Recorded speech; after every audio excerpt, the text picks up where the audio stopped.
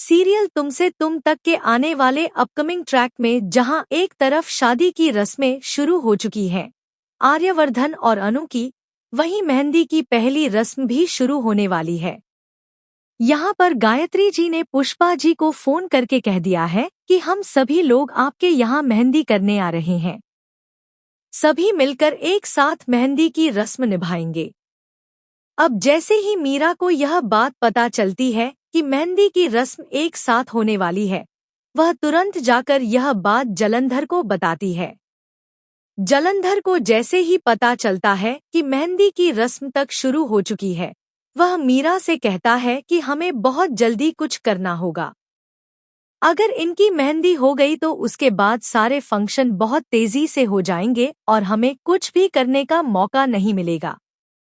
जलंधर कहता है कि हमें जल्द से जल्द कोई बड़ा बवाल करना होगा ताकि दोनों की शादी रुक सके और कुछ बहुत बुरा हो जाए।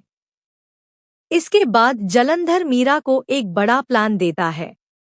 उस प्लान के तहत वह बताता है कि हल्दी की रस्म में जाकर उसे क्या क्या करना है। अब मीरा पहुंच जाती है अनु के मोहल्ले में, जहां हल्दी की रस्म चल रही होती है। वहां जाकर वह जानबूझकर हल्दी में एक केमिकल मिला देती है।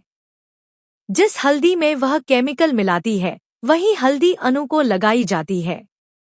जैसे ही अनु के हाथों में हल्दी लगती है, उसके हाथ जलने लगते हैं।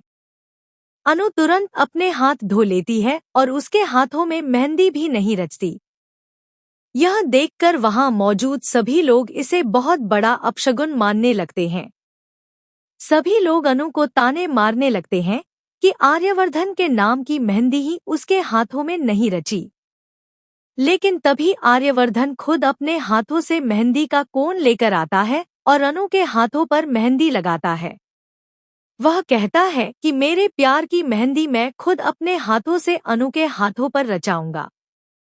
शायद इसी वजह से किसी और की लगाई हुई मेहंदी अनु के हाथों में नहीं रची। जब आर्यवर्धन अपने हाथों से अनु को मेहंदी लगाता है, तब मीरा का चेहरा देखने लायक होता है। इसके बाद जब मेहंदी का रंग खिलकर आता है, तो वह बेहद गहरा और खूबसूरत होता है। यह देखकर सभी लोग बहुत खुश हो जाते हैं और पूरा माहौल फिर से पॉजिटिव हो जाता है। हर कोई अनु और आर्यवर्धन की जोड़ी की बलिया लेने लगता है। यहाँ पर एक बार फिर जलंधर और मीरा का प्लान फ्लॉप हो जाता है। लेकिन